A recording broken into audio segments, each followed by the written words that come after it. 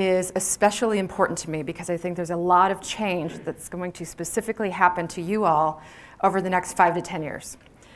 What if I were to tell you that in the next 10 years, 80% of traditional dealerships will go extinct?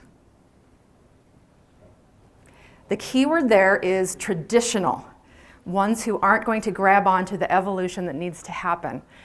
There has been so much change in how people buy, including all of us in the room, how we buy things, in the last 5 years, more so than the last 100 years. When we talk about innovation, let's go back 100 years.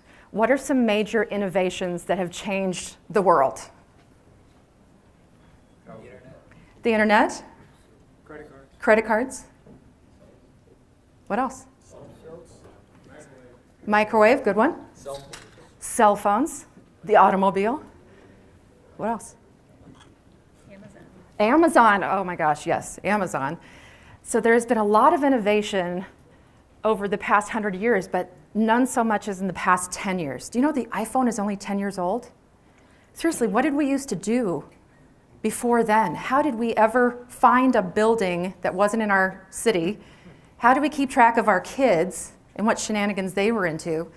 It's a crazy period, and all this innovation has changed how we buy. So I'm going to start with the current climate, what's going on with consumers right now across all industries. And then I'm going to talk about specifically how you all can stay relevant and marketable and be part of the 20% that is going to stay in business and thrive over the next 10 years. So first of all, the current climate, what's going on? This is a startling statistic. Since the last recession started, there's been a huge spike in distrust across all industries, and automotive is not immune to this. 90% of us don't trust businesses anymore. What happened? Well, during the recession, a lot of huge organizations and entities failed, and who got left holding the bag? Consumers. We all did, right? And unfortunately, automotive was one of those. And this bred a lot of distrust across all industries among all consumers. I'm talking primarily North America. So unfortunately, this trust has not returned now that the economy is good again. This distrust is permeating the way that we buy and the way that we think of companies. So we then, as organizations, have to adapt to the way that customers want to buy today. So what happened during the recession is, I liken it to every consumer built a fortress of solitude, and that's where they went. And they're really hard to get to now. They're really hard to find. They're really hard to build relationships with. They're hard to reach in general. All of us in the room included as consumers. Do you open email blasts that come to you if you don't know who they're from? You just kind of do what? Swipe them away? Do you answer your cell phone at home if you don't know who's calling? Sometimes if you do know who's calling, you don't answer, right? It's like, sorry, Mom, I'm busy. So we all have kind of built up these walls and made it really hard for people that we don't know to get in to form relationships with us. But as consumers, we say that the relationship is important. So there's this paradox going on. How do we find these customers to convince them that we are trustworthy? So there is this crisis of trust in our entire economy right now, and it changes how we have to sell and how we have to adapt. I like this image, this recording of Times Square, because every advertiser in Times Square is going, hey, hey, notice me, notice me. And is anybody really paying attention when there's that much going on? So if you think about this, I think this is what's going on inside our brains every day. We're so overly marketed to, and we just speed by everything now. And it used to be considered kind of an interruption for an advertiser to come at you with a message. Now it's crossed over, it's an annoyance if you're not willing and able to notice it right now.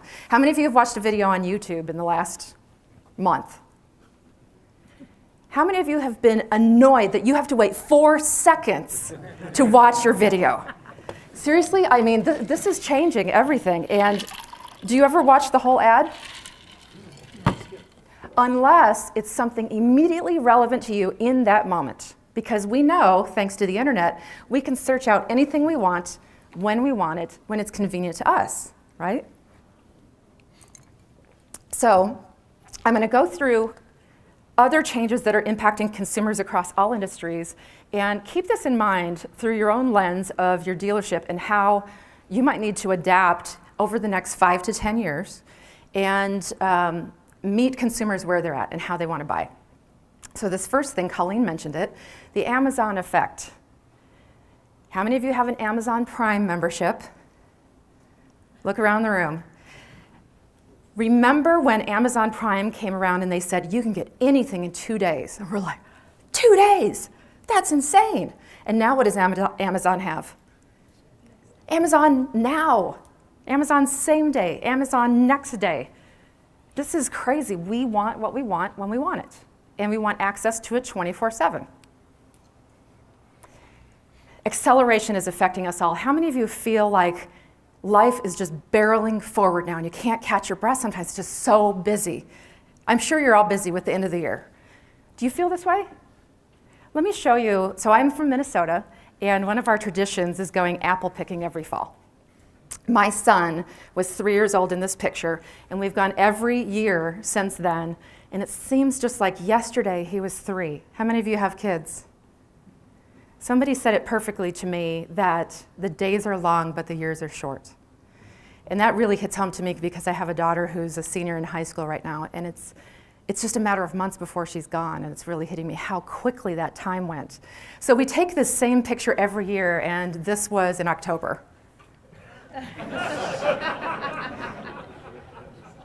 He does not like me right now. How many of you have teenage boys? How many of you ever were a teenage boy? Because I could really use some advice. Come up to me afterwards. So acceleration, everything's moving so quickly. Check this out. Just let that sink in for a minute. This is another, I want what I want when I want it. I don't want to wait till your dealership's open. I don't want to have to wait for anything. I want it right now, and I want it exactly the way I want it. Otherwise, I'll go somewhere else. This one's a big one too. Conscious consumerism, especially important to millennials. And you want to hear something mind-blowing? Millennials are Generation Y, same thing. Generation Z, the first class of Generation Z just graduated from college. They just entered the workforce.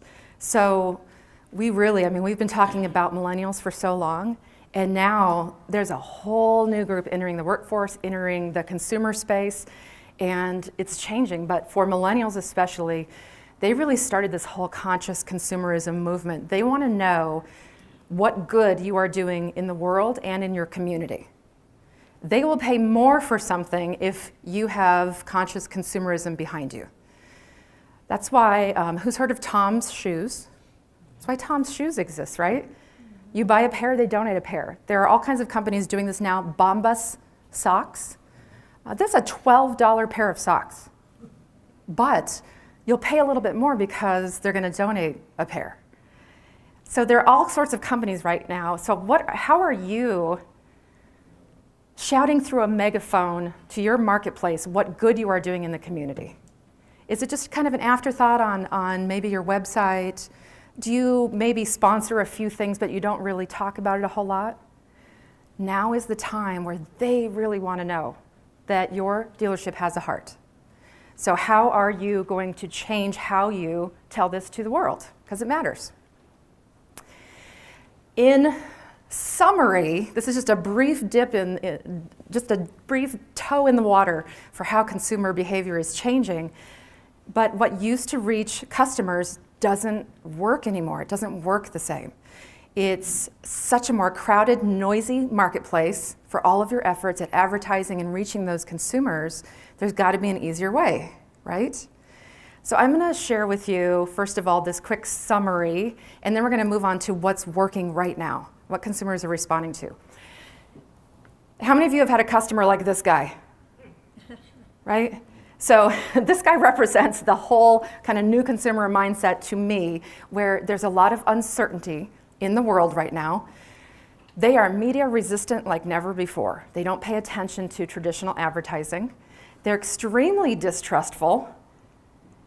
Plus this acceleration that's going on in their lives. They're busier than ever. It's so hard to get them to slow down, to have a conversation, stop by, get to know you. So this all collectively is today's challenge for anybody who's running a sales organization. And then we've got this little thing called the recession coming.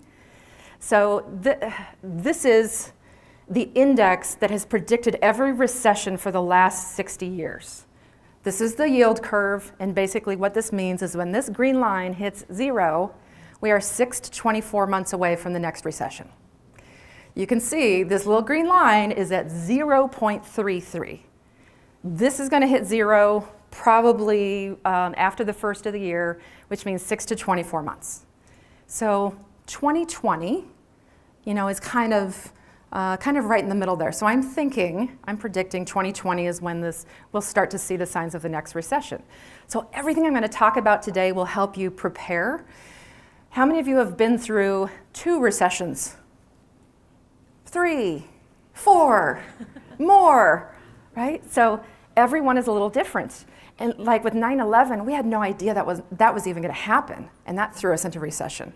This next one was the longest one that wasn't an actual depression. So each one is a little different, and the thing that compounds this today is that our consumers are so different. So this recession will be different. So how we prepare has to be different. I'm just going to let that go for about a half an hour, okay? It's a crazy time to be in business. So now I want to move on to, okay, that was depressing. Thanks, Shawna. What do we do now to stay relevant and marketable so we're not one of those 80% of traditional dealerships? So I can't stress enough that right now, is the time to start adapting. If we wait, then here comes the next recession. You have less resources at your disposal to pivot and make a change. And consumer behavior continues to confound and change. It's never going to go back to the way it was. So right now is a critical time to make these changes. Who remembers Blockbuster? Right? So check out this quote. Anybody know who said it? The biggest indicator of future failure is current success. Who knows who said it? I'll give you a book if you know. Anyone? I did! I thought somebody would get that. What do I mean by this? I mean that we stop innovating, we stop adapting, we stop pivoting when things are good. We are enjoying the fruits of our labor, but the fruits of our labor are coming from work we did maybe 10 years ago, 5 years ago. So what's happening right now, the success you're enjoying right now, is based on what you've built over time. So what are you doing right now to adapt and change so that you're not the next Blockbuster? Blockbuster had a chance back in the day to buy Netflix at a really cheap price. And they said, no, that's never going to be a thing. People are going to always come to our stores. We're so convenient. We're everywhere. Why wouldn't they come to the store to have all the selection in front of them and do what they've always done? Why would they change? Have we changed? We are so lazy. We don't want to leave the house to get the movie. Streaming is at an all-time high. Everybody's panicking. That's in cable and whatnot.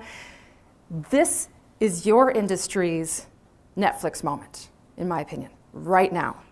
So will you stay traditional? Will you keep doing the things that you've always done because they're working for you right now? Or will you pivot by starting to adapt some of the things that I'm going to talk about that will help recession-proof your business? This is a statistic I want you to pay a very special attention to. We like to shop in our pajamas. Who's bought something in their pajamas? Who went shopping on Black Friday? Anybody? Okay, you and me, that's it. That's 2 out of 100, okay? We don't like to go to the mall anymore. Malls are dying. We want it to be easy. Remember the pizza thing? We want it to be the way we want it, when we want it, 24/7. And any store that is traditional brick and mortar is facing challenges right now. And like Best Buy. Anybody been to Best Buy lately? What's happening with Best Buy is they're becoming a showroom where people go in, they handle the thing, they check it, and then they buy it elsewhere. This is called showrooming. It's an effect that's going on right now. I can see this happening to your dealership. It's probably already happening now, where you're turning into a really expensive showroom and then they might buy elsewhere. It's coming, and we like to shop in our pajamas. We want to shop 80% with minimal human involvement. There are 60% of people that were surveyed would book an entire European vacation from their cell phone. Are you comfortable doing that? We used to think, okay, I have to go to a travel agent before the internet. Okay, who remembers before the internet? I just turned 50 last week, so I remember before the internet. So we used to have to go to a travel agent. And now, do you know where a physical travel agent office is? Can you name one?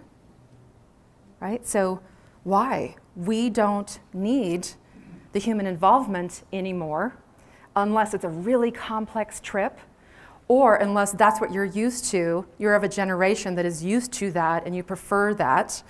But we can find anything we want online. So as soon as we're able to circumvent that provider, we're doing it. This is why the time is so critical for you all right now. You're a physical store that offers something that can be entirely researched online. So what value do you offer your customers going forward?